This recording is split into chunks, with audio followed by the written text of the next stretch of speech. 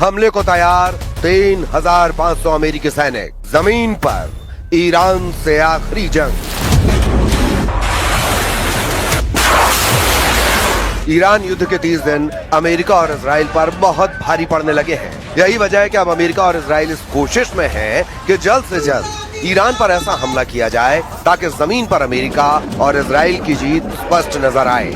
पिछले 48 घंटे में अमेरिका और इजराइल ने ईरान पर इस तरह से हमले किए हैं ताकि जब ईरान पर जमीनी हमला हो तो ईरान पूरी तरह से घुटनों पर आ जाए। अमेरिका और इजराइल के लिए युद्ध के पिछले 30 दिन इसलिए भी बहुत भारी पड़ने लगे हैं क्योंकि ईरान ने जिस तरह से इजराइल से लेकर सऊदी अरब तक खूंखार हमले किए हैं वो वाकई चौंकाने वाले हैं। तेल अवीव ईरानी मिसाइलों की आग में जल रहा है, जबकि सऊदी अरब के प्रिंस सुल्तान एयरबेस पर जिस तरह से ईरान ने अमेरिकी विमान को उड़ाया है उसे देखकर तो ट्रंप की रूह कांप गई होगी। अब खबर है कि ट्रंप जल्द से जल्द युद्ध से बाहर निकलना चाहते हैं और इसीलिए अमेरिका ने 3,500 सैनिकों को पश्चिमी एशिया में पहुंचा दिया है। लेकिन इस बीच अमेरिका और इजराइल में युद्ध के खिलाफ ऐसा गदर शुरू हुआ है जो एक तरह से ट्रंप और नेतन्याहू के खिलाफ तख्ता पलट साबित हो सकता है।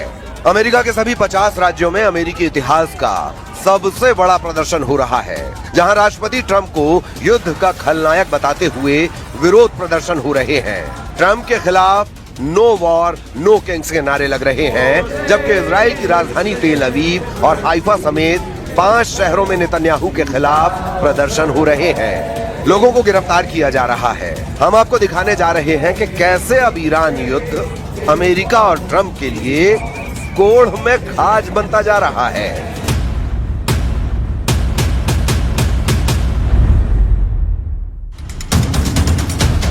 ईरान पर जमीनी हमला, चुन चुन मारेंगे अमेरिकी सैनिक।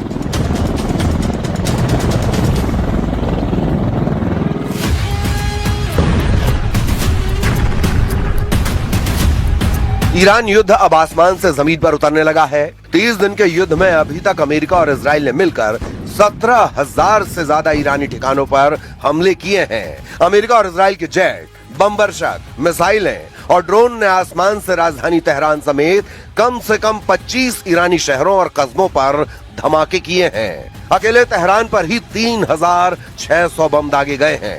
पूरे ईरान पर F-35 जेट, B-2 बम वर्षकों से 20,000 के करीब बम और मिसाइलें दागी गई हैं। ईरान के Fordow, Isfahan, Natanz, Bushehr nuclear plant, Arak और अरादान परमाणु ठिकानों पर प्रचंड हमले किए जा चुके हैं। लेकिन उसके बावजूद ईरान में अभी भी 3,556 ठिकाने ऐसे हैं जिन्हें राष्ट्रपति ट्रंप हर हाल में तबाह और बर्बाद कर देना चाहते हैं। और इसी के लिए अब अमेरिकी सैनिक ईरान पर जमीनी हमला करने जा रहे हैं।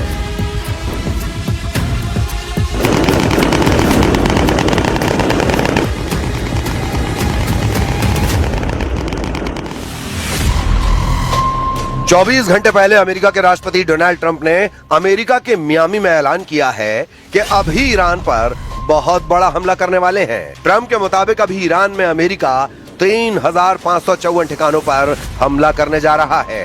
82वीं एयरबोर्न डिवीजन के लगभग 1,000 पैराट्रूपर्स को भी इस क्षेत्र में तैनात होने का आदेश दिया है। इन्हें दुश्मन के इलाके में घुसकर महत्वपूर्ण ठिकानों जैसे एयरफील्ड पर कब्जा करने में महारत हासिल है। मध्य पूर्व में 1 महीने तक चली बेनतीजा जंग के बाद अमेरिका अब ईरान में जमीनी सैन्य हमले की योजना बना रहा है। अमेरिकी मीडिया रिपोर्ट के मुताबिक पेंटागन ईरान में जमीनी ऑपरेशन की तैयारी कर रहा है जो कई हफ्तों तक चल सकता है। ये रिपोर्ट ऐसे समय में आई है जब सेंट्रल कमांड ने बताया कि 3,500 मरीन और नौसैनिकों की एक स्पेशल टुकड़ी मध्य पूर्व में पहुंच चुकी है। अब सवाल उठता है अमेरिकी ग्राउंड ऑपरेशन किस तरह का हो सकता है। हवाई हमलों से ईरान को झुकाने में नाकाम होने के बाद अब अमेरिका जमीनी ऑपरेशन की तैयारी कर रहा है। वॉशिंगटन पोस्ट की रिपोर्ट में अमेरिकी अधिकारियों के हवाले से बताया गया है कि ये एक पूर्ण हमले के बजाय खास ठिकानों पर की जाने वाली रेड होगा। इसमें स्पेशल ऑपरेशन और रेगुलर इन्फेंट्री दोनों शामिल होंगी। अमेरिका की संभावित योजना के बारे में जानकारी रखने वाले लोगों का कहना है कि जमीनी हमले में खर्ग द्वीप पर कब्जा करना, होर्मुज जल डमरू मध्य के पास दूसरे तटीय इलाकों में छापे मारना और उन हथियारों को नष्ट करना शामिल हो सकता है जो व्यापारिक और सैन्य जहाजों को निशाना बना सकते हैं। उन्हें टारगेट किया जाएगा। ترامپ رئیس جمهور آمریکا بارها ایران را به عملیات زمینی و اشغال برخی از جزایر در خلیج فارس تهدید کرده است. شکی نیست رئیس جمهور آمریکا با فشار سازمان تروریستی موساد به دلیل سوابقش در پرونده اپستین بازیچه دست نخست وزیر رژیم صهیونیستی در جنگ و تجاوز به ایران شد. ईरानी संसद के स्पीकर का दावा, अमेरिकी सैनिकों का होगा सफाया।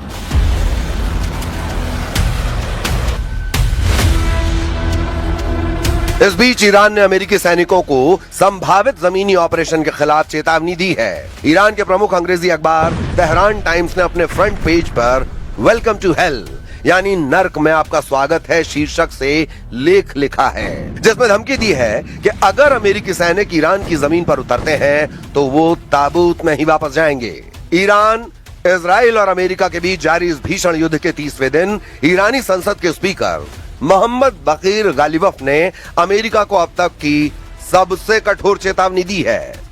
गालिबफ की चेतावनी की 5 मुख्य बातें जान लीजिए। अमेरिकी सैनिकों को आग के हवाले कर देंगे। गालिबफ ने सरकारी समाचार एजेंसी इरना के जरिए बयान में कहा है, हमारे जाबाज जमीन पर अमेरिकी सैनिकों के आने का बेसब्री से इंतजार कर रहे हैं ताकि उन्हें आग के हवाले किया जा सके और उनके क्षेत्रीय सहयोगियों को हमेशा के लिए सबक सिखाया जा सके। अमेरिका पर दोहरी चाल का आरोप लगाते हुए कहा है कि अमेरिका दुनिया के सामने बातचीत और कूटनीति का नाटक कर रहा है, लेकिन गुप्त रूप से ईरान पर जमीनी हमले की साजिश रच रहा है। उन्होंने इसे अमेरिका का धोखा करार दिया। شکی نیست رئیس جمهور آمریکا با فشار سازمان تروریستی موساد به دلیل سوابقش در پرونده اپستین بازیچه دست نخست وزیر رژیم صهیونیستی در جنگ و تجاوز به ایران شد. رئیس جمهور آمریکا که معروف به دروغگوترین رئیس جمهور کشورهای جهان شده است و هیچ ثبات فکری و گفتمانی ندارد، به هیچ عنوان قابل اعتماد نیست و متاسفانه سران آمریکا به کسی اختیارات فرماندهی نیروهای مسلح را واگذار نمودند که به دلیل بی‌تعادلی، موضع‌گیری‌ها و تصمیمات خطرناک و غلط ارتش آمریکا را وارد باطلاق مرگ نموده است. ترامپ موضوعی را یک روز صبح به طبل تهدید می‌کوبد و عصر همان روز عقب نشینی می‌کند. ट्रंप नेतन्याहू के खिलाफ खुली बगावत।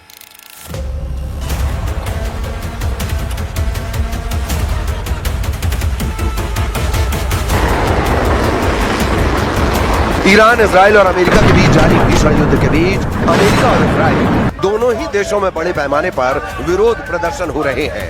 ये प्रदर्शन युद्ध को तुरंत रोकने और नागरिक मौतों के खिलाफ किए जा रहे हैं।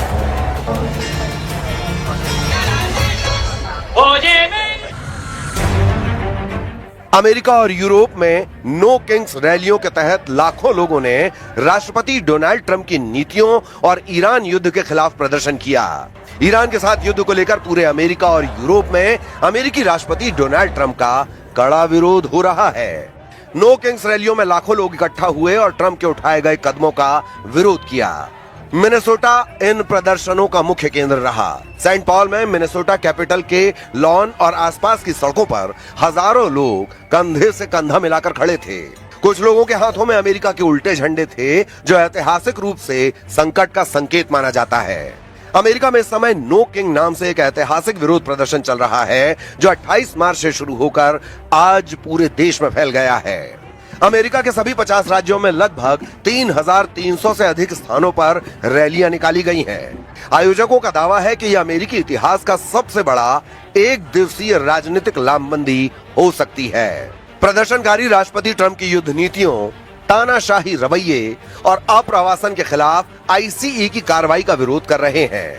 No kings, no ICE, no war, यानी न कोई राजा, न कोई आइस, न कोई युद्ध, ये नारे ट्रंप के खिलाफ लग रहे हैं। मिनेसोटा में हुए प्रदर्शन में ब्रूस स्प्रिंगस्टीन और बर्नी सैंडर्स जैसी हस्तियां शामिल हुईं, जबकि वॉशिंगटन डीसी में लाखों लोगों ने व्हाइट हाउस के पास मार्च किया।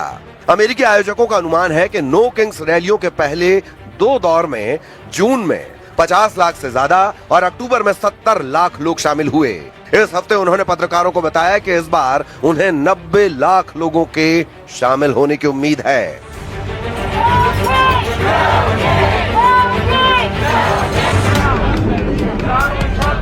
इजराइल में युद्ध के समर्थन के बावजूद युद्ध के कारण हो रहे मानवीय और आर्थिक नुकसान के खिलाफ जनता का एक वर्ग सड़कों पर उतर आया है। तेल अवीव, यरूशलेम, हाइफा और बीरशेबा में रात भर जोरदार प्रदर्शन हुए।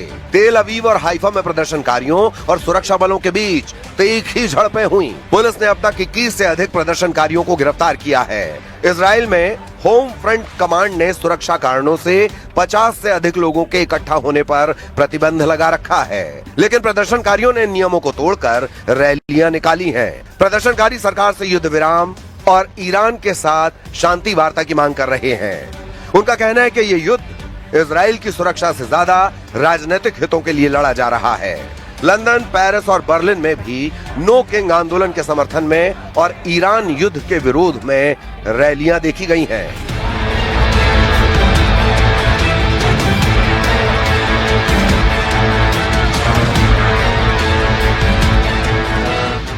अब इन हालात में देखना होगा कि आने वाले दिनों में ईरान युद्ध में क्या क्या होता है और किसका पलड़ा भारी रहता है।